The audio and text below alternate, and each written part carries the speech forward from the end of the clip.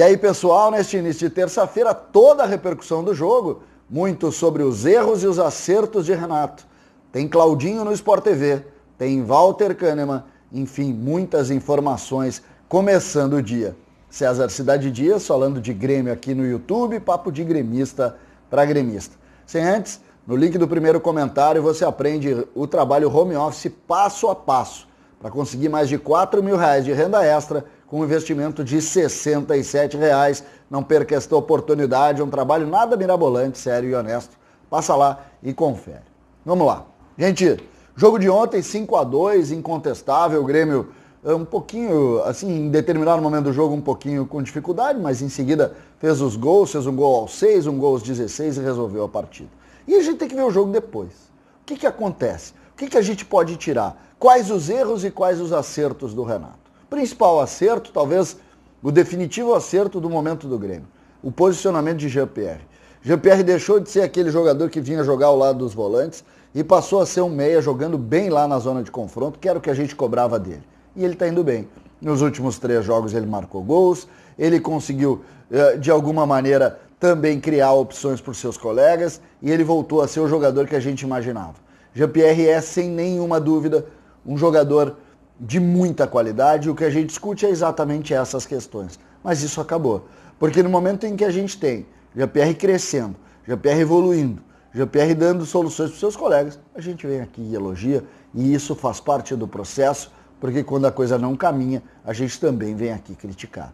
Esse é o grande acerto do Renato, o posicionamento. Quando o Renato se refere a Michael, o Renato colocou um pouco no colo do Michael a sua escalação. Diz o seguinte: quando ele quer, quando ele está se sentindo bem, eu boto ele para jogar.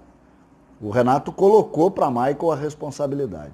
Já entrando na questão física, a gente precisa avaliar Walter Kahneman, que não estava no jogo, nem no banco de reservas e foi ao Rio de Janeiro.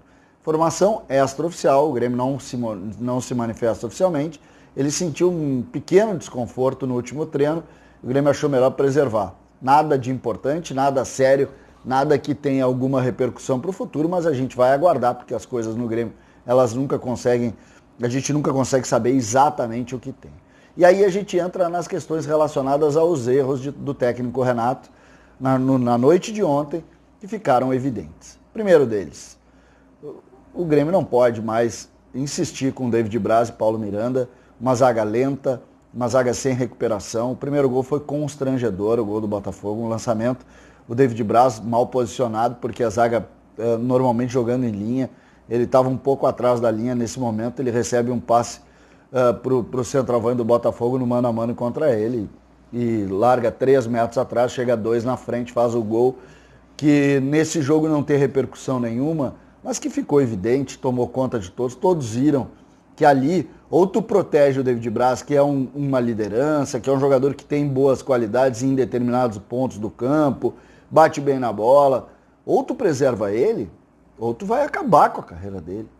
Porque expondo do jeito que está expondo, fica muito ruim. E isso é culpa do técnico. O jogador joga o que ele joga, não o que a gente gostaria que ele jogasse. Aí tem que adaptar ele ao que ele pode fazer.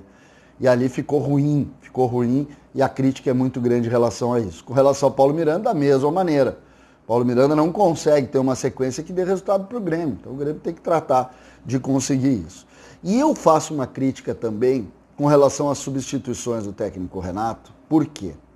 Porque ontem era o jogo ideal, sobretudo depois do 3-0. O Grêmio abre 3-0 com gol de pênalti do Churin. Depois do 3-0, tu tinha Lucas Araújo no banco, tu tinha Gui Azevedo no banco, tu tinha Juan no banco. Jogadores que precisam ganhar minutos. Mas aí o Grêmio colocou o Lucas Silva, colocou o Tassiano e o Rodrigues, que já tem muito mais tempo. Então, essa é a minha crítica, que é uma crítica sobre entender o momento. Estava 3-0, estava resolvido o jogo. Mas o Botafogo fez um gol. Se o Juan está naquele lance do David Braz, não toma aquele gol. Se o próprio Rodrigues, se está ali, não toma. Então não é isso, né? Não é isso. E ali acho que o Renato erra, porque o Lucas Araújo, por exemplo, talvez ele seja um jogador que subiu antes do tempo e não vai jogar no Grêmio exatamente por essas posturas. Então o Grêmio precisa reavaliar Essa é a grande crítica que eu faço ao técnico Renato ontem. Acho que ele foi muito bem na avaliação do Jean-Pierre, mas ele foi muito mal na avaliação do jogo. Ele poderia tranquilamente ter posto esses meninos para ganhar minutagem, um time de jovens, que até tem um ponto interessante, o Renato elogiou muito o Matheus Nascimento. Todo mundo que viu o jogo ficou encantado. Ele estreou no Campeonato Brasileiro com 15 anos, ele tem 16 anos agora.